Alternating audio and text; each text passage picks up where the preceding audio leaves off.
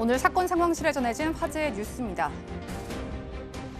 다친 아이를 데려다준 고마운 은인의 정체가 알고 보니 뺑소니범이었습니다.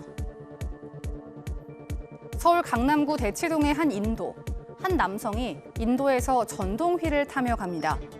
그런데 지나가던 한 어린이와 순식간에 부딪히고 마는데요.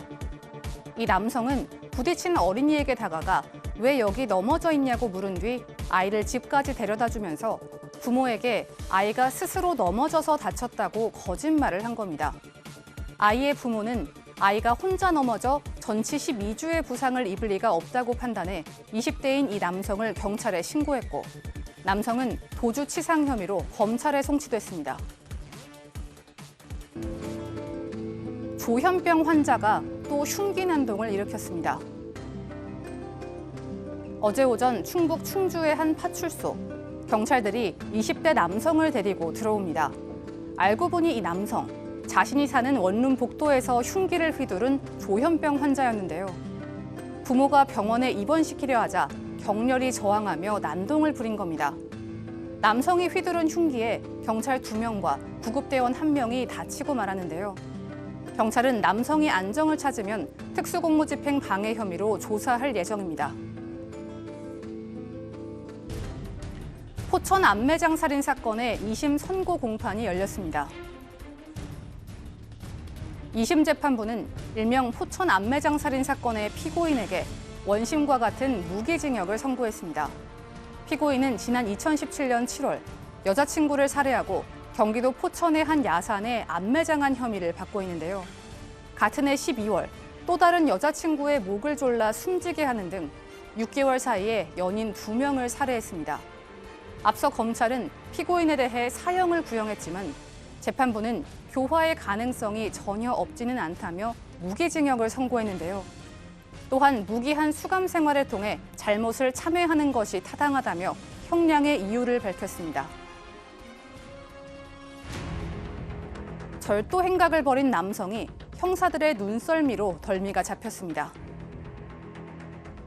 경남 창원의 한 편의점 안 남성이 편의점으로 들어옵니다. 곧이어 3명의 남성들도 들어오는데요. 각자 물건을 고르던 그때 갑자기 무언가라도 본 듯 웅성거리는 세 남자. 이들은 휴대폰까지 꺼내 다시 남성의 얼굴과 화면 속 얼굴을 비교하더니 이 남성을 쫓아가 잡는데요. 알고 보니 이들은 탐문 수사 중인 형사들. 앞서 먼저 들어왔던 이 한 남성은 창원의 한 노래방에서 절도한 혐의로 수배 중이었는데요. 형사들은 물을 사기 위해 편의점에 들렀다가 절도범의 인상착의를 기억해 검거할 수 있었습니다. 지금까지 사건 상황실이었습니다. 네, 이 절도범인데 우연히 이제 편의점에 갔다가 경찰들이 딱 있는데 누군가 익숙한 사람이 들어온 거예요. 예. 그때 딱 잡은 거예요, 절도범을. 이게 형사들도요, 이 법인 잡으러 간 게 아니에요. 범인 잡는 수사 활동을 하다가 목이 말라서 그 마트에 들어가 가지고 저기에서 지금 형사들이 물을 사려고 그러는데 범인은 먼저 들어와 있었어요.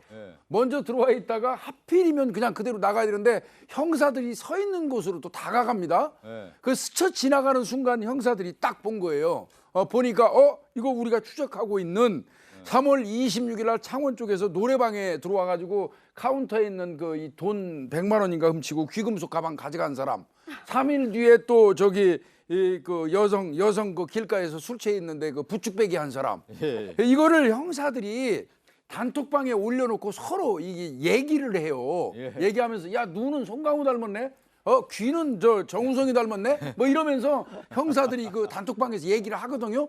그러면 형사들이 각각 다른 관점에서 봐요. 저 같은 경우는 동영상에 그 머리에 기억해 주는 게 항상 눈이었어요. 눈. 근데 요번 사건을 해결한 국형사입니다. 이 국형사 같은 경우는 머리 색깔하고 귀를 좀 보고 있었다고 그래요. 그 특징을. 그런데 그 머리색하고 귀가 딱 맞아 떨어졌고요. 그리고 저 사람 옷도 단벌인가 봐요. 범행할 때 입었던 그 옷을 그대로 입고 있는 바람에 효과적으로 바로 발견할 수 있었다고 근데 합니다. 이제 저는 그 CCTV 영상 있잖아요. 그 편의점에 딱 3사람이 물을 살려고 이렇게 딱 있는데 그 안으로 쓱 들어오잖아요. 보면 나 잡아가세요라고 하는 장면이 그대로 나와서 그 포착을 하고 잡았다는 소식이었습니다. 사건 상담실로 가겠습니다.